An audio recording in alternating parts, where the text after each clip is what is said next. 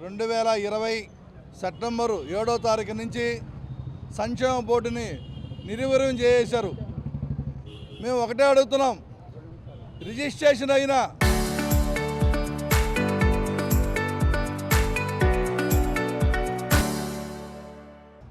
నెల్లూరు జిల్లాలో 5,500 చిల్లర claims registration అయి ఉన్నాయి. వాళ్ళకి వెంటనే వాళ్ళ అకౌంట్లో అమౌంట్ రిలీజ్ చేయాలని చెప్పి మేము కోరుతున్నాం.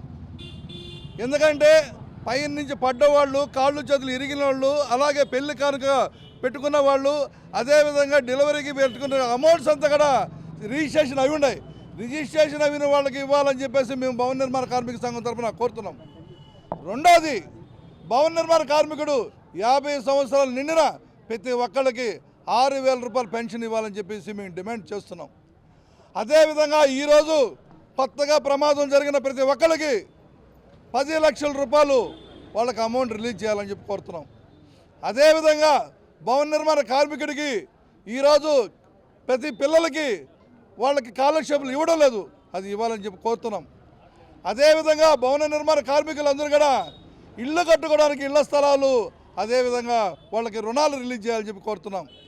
మేము అడిగేది ఒకటే, భవన నిర్మాణ కార్మికులకి దాదాపు 1990 నుంచి భవన నిర్మాణ కార్మికులకి సంక్షేమ బోర్డే లేదు. కార్మికులు రాష్ట్ర వ్యాప్తంగా భారతదేశం మొత్తం మీదుగా పెద్ద ఎత్తున ఆందోళన చేసి ఈ సంక్షేమ బోర్డుని తెచ్చుకోవడం జరిగింది. అదే గతంలో ఉన్న వైఎస్ఆర్ ప్రభుత్వం ఉన్న క్లెయిమ్స్ని ఆపేసి ఈరోజు తెలుగుదేశం కూటమి ప్రభుత్వం అధికారంలోకి మేము వస్తే ఈ ప్రభుత్వం ఖచ్చితంగా క్లెయిమ్స్ రిలీజ్ చేస్తామని చెప్పారు. 2 ఏళ్ళు గడిచిపోయింది. 7 ఏళ్ళ నుంచి పోరాటం చేస్తున్నారు భవన నిర్మాణ కార్మికులు. ఈరోజు 3 పథకాలు రిలీజ్ చేశారు. చనిపోతే 20,000 రూపాయలు ఇస్తారంటున్నారు. పెళ్లి కానుక వచ్చేసి 40,000 ఇస్తారంటున్నారు. అదేవిధంగా వీళ్ళకి డెలివరీకి 20,000 ఇస్తున్నారు. మేము అడుగుతున్నాం ఒకటే, డెలివరీకి 9 నెలల పాటు ఆ తల్లి హాస్పిటల్కి పోయి వస్తే దాదాపు 60,000-70,000 ఖర్చు అవుతుంది. మేము అడిగేది 50,000 రూపాయలు ఇవ్వమంటున్నాం. అదేవిధంగా పెళ్లి కానుక ఈరోజు గ్రాము బంగారం కొనాలన్న కొనే పరిస్థితి లేదు. అలాంటిది మేము 2 లక్షల రూపాయలు వాళ్ళకి పెళ్లి కానుక ఇవ్వమని చెప్పి అడుగుతున్నాం.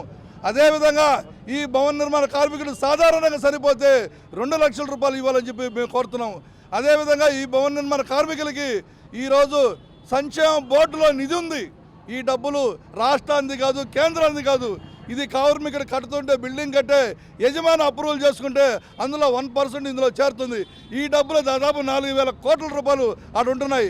నన్ను మిన్నగాక మొన్న 1.5 నెలల క్రితం పబ్లిసిటీ కోసం 20 కోట్ల రూపాయలు తీశారు ఈ గవర్నమెంట్. మీరు ఈ డబ్బులు తీసే హక్కు మీకు ఎవరు ఇచ్చారని చెప్పి మేము భవన నిర్మాణ కార్మిక సంఘం తరఫున కోరుతున్నాం. ఖచ్చితంగా ఈ భవన నిర్మాణ కార్మికులకి అందరికీ క్లెయిమ్స్ ఇచ్చేంత వరకు ఈ పోరాటాలు కొనసాగుతాయని చెప్పేసి ఈ సందర్భంగా తెలియజేస్తున్నాం మిత్రులారా.